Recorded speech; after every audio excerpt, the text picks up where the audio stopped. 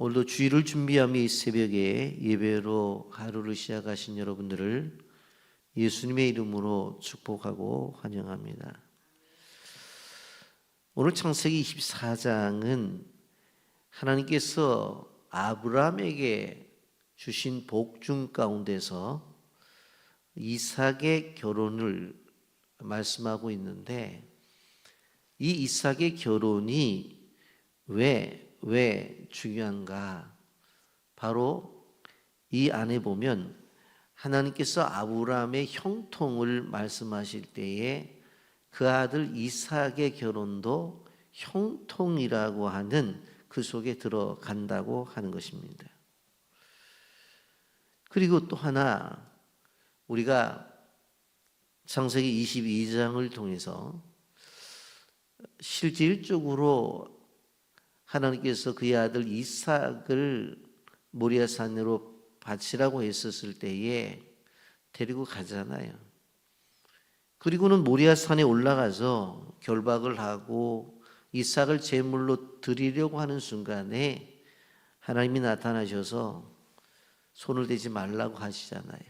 보니까 순양이 있었잖아요. 그것을 잡아가지고 드렸어요. 그래서 거기에서 여호와 이레라는 말씀이 나왔죠. 여호와께서 준비하셨다. 그런데 오늘 성경을 보게 되었으면 아브라함이 자신의 중을 보내서 자신의 아들 이삭의 아내, 이 며느리를 이렇게 선택하는 과정을 보게 되어지면 이미 다 준비하고 계신 거예요. 그러니까 결국은 모리아산의 사건만 여호와 이레가 아니라 여기에 보게 되어지면 리브가를 준비하신 하나님을 또 볼 수가 있어요. 그러니까 하나님께서는 끊임없이 아브라함을 향해서는 준비하신 하나님, 여호와의 이레의 하나님으로 나타나는 것을 볼 수가 있어요. 그래서 오늘 그러한 관점 속에서 오늘 이 본문을 보면서 하나님 주신 은혜를 나누고자 합니다. 1절에 보세요. 아브라함이 나이 많아 늙었고 여호와께서 그에게 범사의 복을 주셨더라. 1절을 좀 끊어서 한번 보세요. 아브라함이 나이 많아 늙었고, 그러면 이제 인생의 끝자락이 아니겠어요? 다 끝난 거 아니겠어요? 그 얘기를 하고 있는데 그 뒤에는 여호와께서 그에게 범사의 복을 주셨다, 그렇게 표현하고 있는 것을 보게 되어집니다. 아브라함이 나이 많아 늙었어요. 나이가 많아 늙었다고. 그런데 그럼에도 불구하고 여호와께서 그에게 범사의 복을 주셨더라. 나이 많았으면 이제 모든 삶을 정리하고 모든 일들을 정리하고 이제 하나님 앞에 가야 되는데 그 나이 많은 그때에 하나님께서 복을 주셨다고 하는 거예요.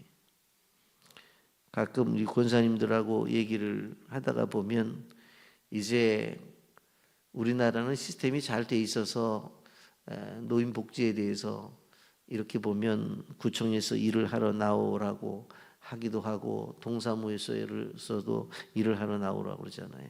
그러면 이렇게 얘기를 해요. 아유, 이 나이에 부르고 그래도 얼마 용돈이라도 버는 게 얼마나 대단합니까? 맞습니다. 이 나이에 그럼 이 나이면 끝나는 거잖아요. 이 나이면 끝나는 거잖아요. 그런데 여호와께서 그에게 범사의 복을 주셨다.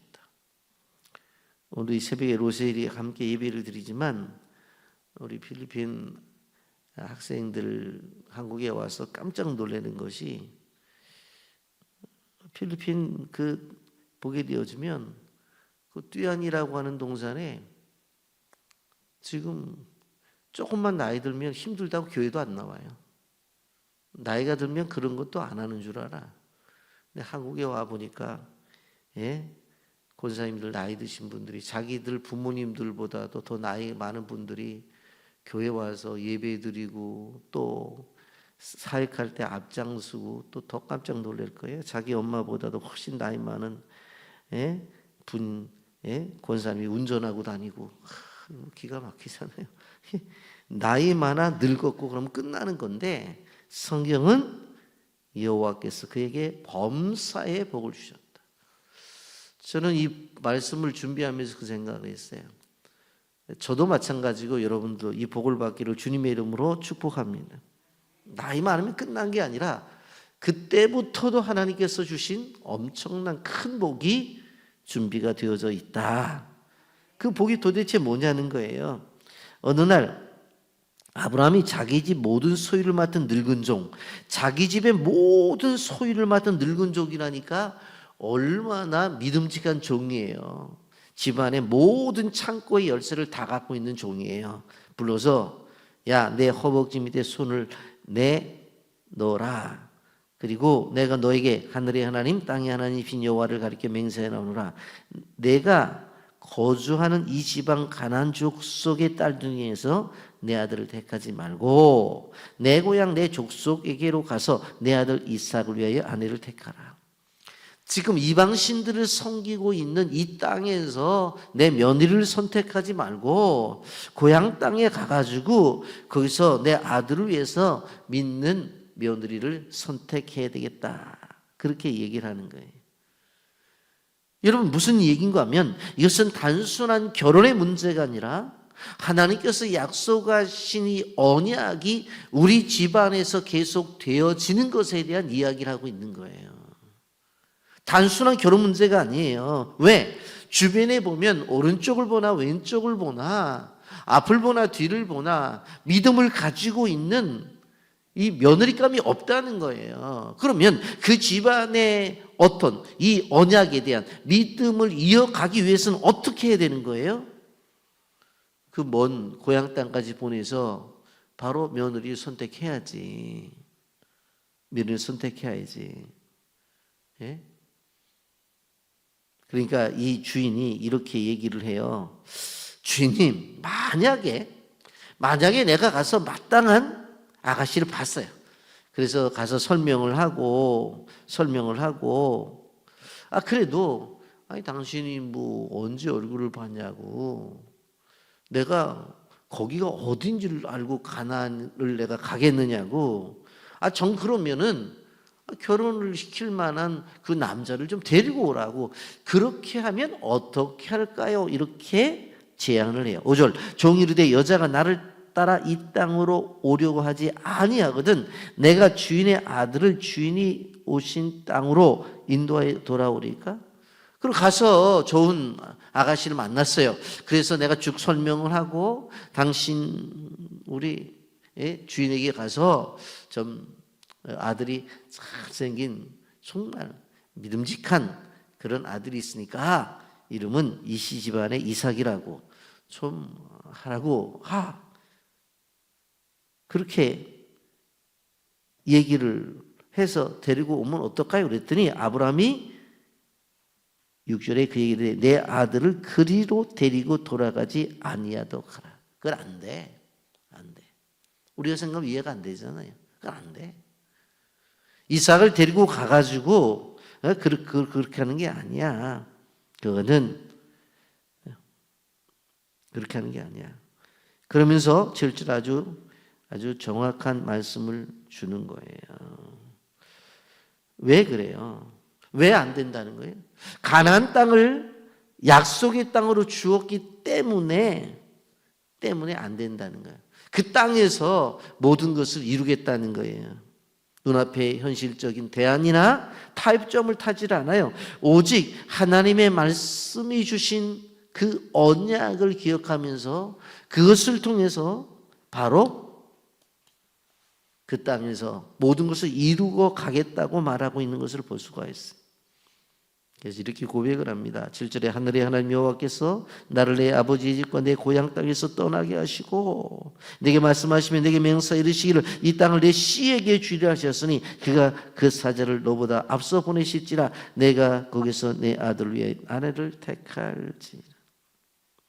그러면 안 돼. 우리가 알아야 될 것은 무엇인가 하면 신앙은 계산이 아니에요. 믿음은 계산이 아니에요. 하나님의 약속을 따라가는 게 믿음이라고요. 이게 믿음이에요. 아직 아무 일도 일어나지 않았어요. 길도 보이지 않아요. 결과도 알 수 없어요. 그런데 확신하잖아요. 뭐라고 얘기해요? 7절 하반절에 그 사자가 너보다 앞서 보낼지라. 너보다 하나님이 먼저 가셔서 여호와 일에 하나님이 다 준비하실 거야. 넌 가기만 하면 돼. 이게 아브라함의 믿음입니다.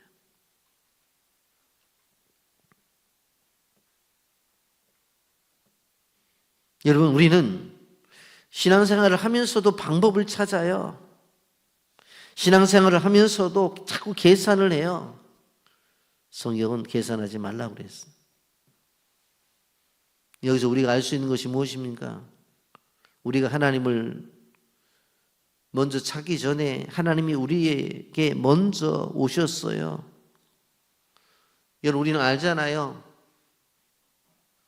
예수님 우리가 요청해서 오셨나요? 우리가 죄를 지었으니까 이 문제를 해결해야 되고, 우리가 죄를 지었으니까 누구라도 나를 위해서 죽어야 되고, 그러니까 하나님 누구라도 보내주셔요. 그래서 요청해서 우리 예수님 오셨냐고요. 그것이 아니라 하나님께서 결정하고 일방적으로 우리에게 보내주셨어요. 여기에서 구원의 역사가 나타난 것입니다.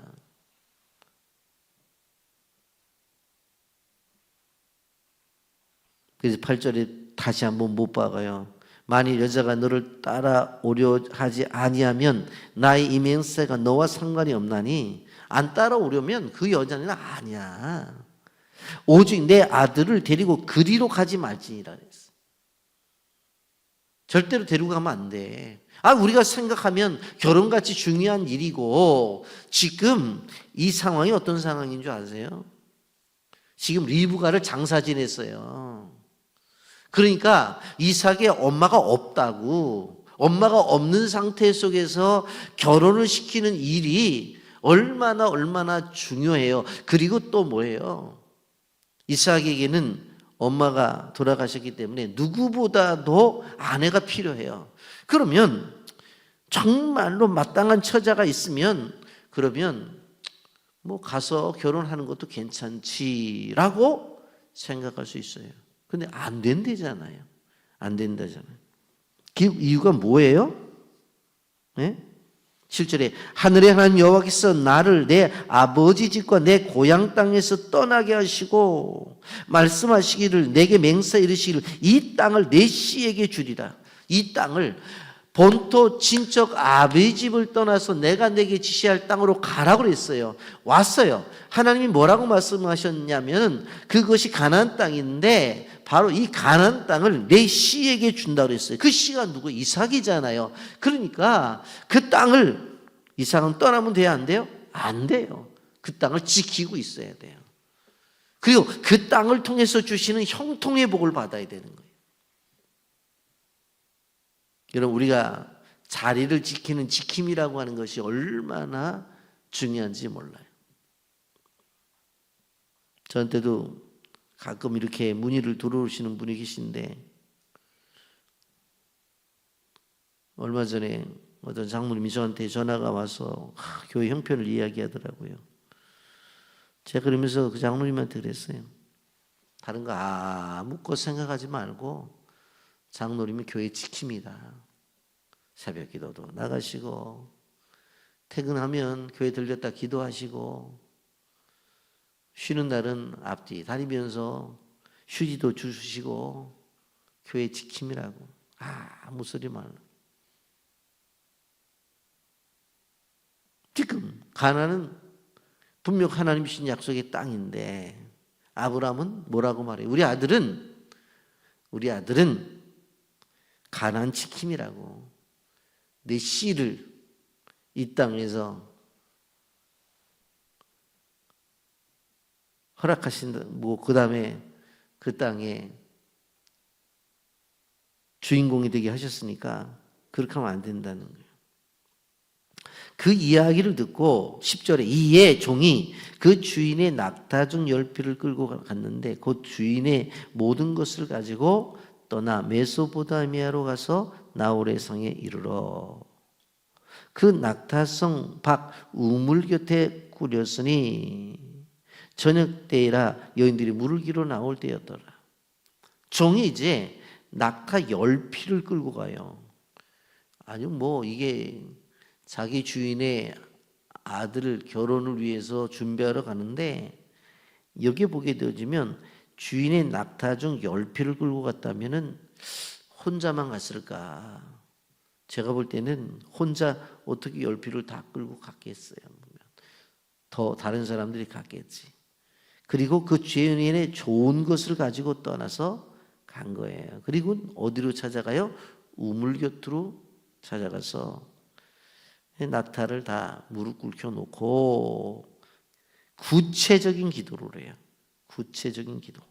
그게 12절, 13절, 14절입니다. 그가 이르되 우리 주인 아브라함의 하나님 여호와의 원하건대 오늘 나에게 순조롭게 만나게 하사 내 주인 아브라함에게 은혜를 베푸시옵소서. 성중 사람의 딸들이 물기로 나오게 싸우니 내가 우물 곁에 있다가 한 소녀에게 이르되 청하건대 너는 물동이를 기울여 나로 마시게 하라 하리니 그의 대답이 마시라 내가 당신의 낙타에게도 마시게 하리라 하면 그는 주께서 주의 종 이삭을 위하여 정하신 자라. 이로 말미암아 주께서 내 주인에게 은혜를 베푸심을 내가 알겠나이다.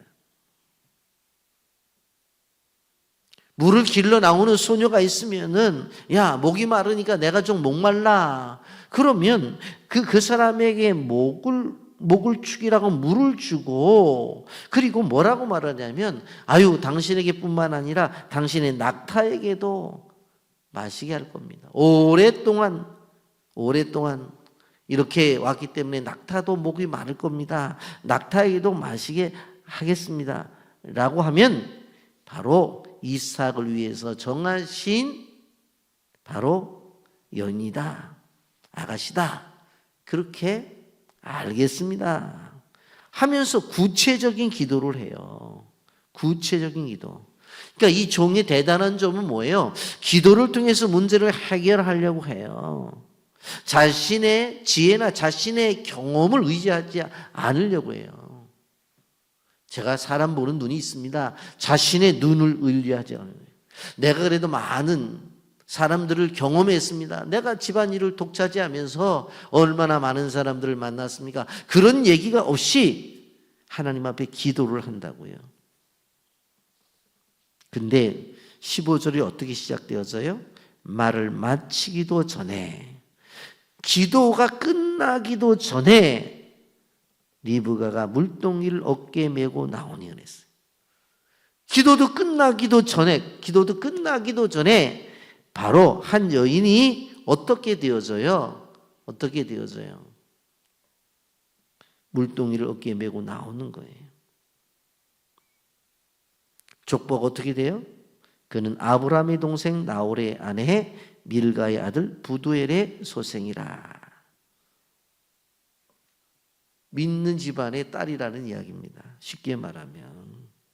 그런데 우리가 알 수 있는 것은 무엇인가 하면 우리가 15절에 말을 마치기도 전에 그러니까 야 기도의 응답이 빠르다 그렇게 생각할 수 있는데 그것이 아니라 이미 하나님께서는 응답을 준비하고 계셨다는 그 얘기를 하고 있는 거예요.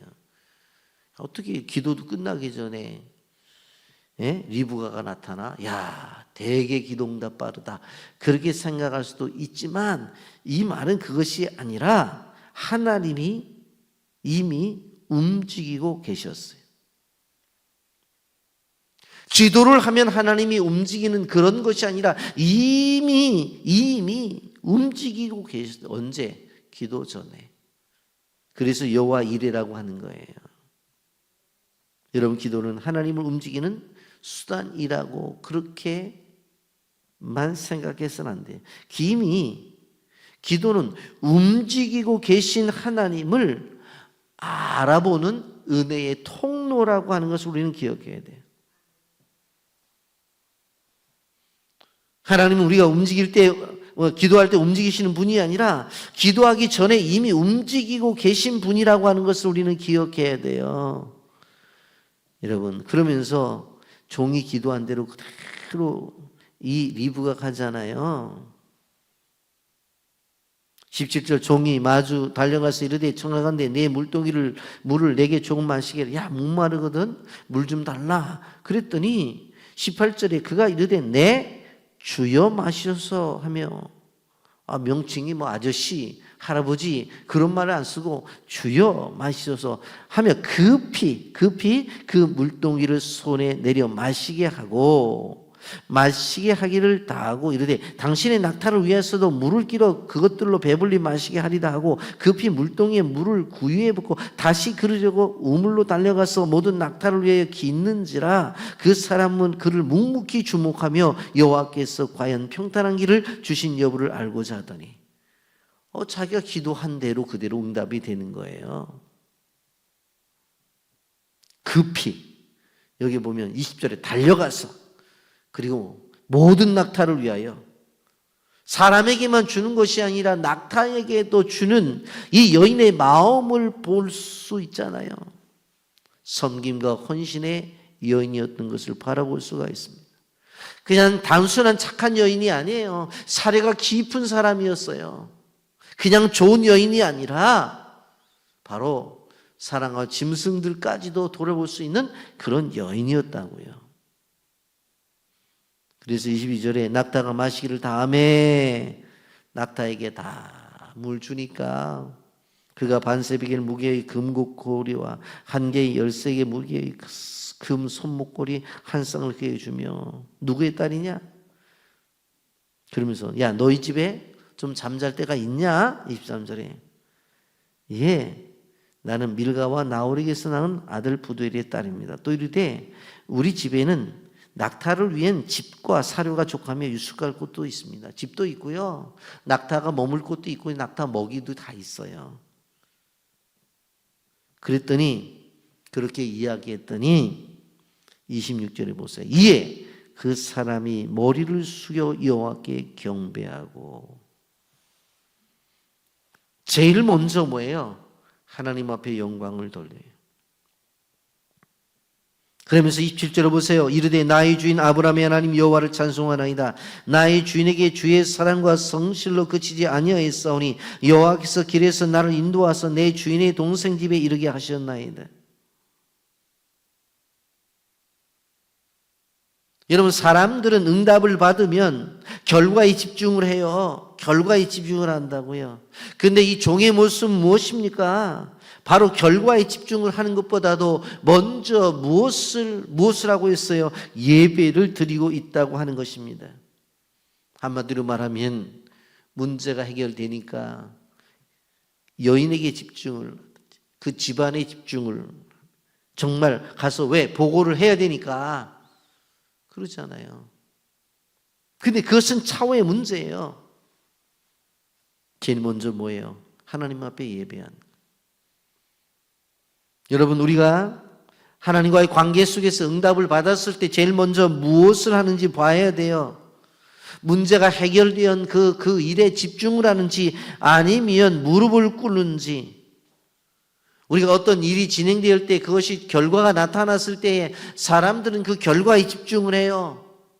그리고 오히려 그 예배는 나중에 드려도 되는 거니까. 그런데 오늘 종은 어떤 모습을 보여요?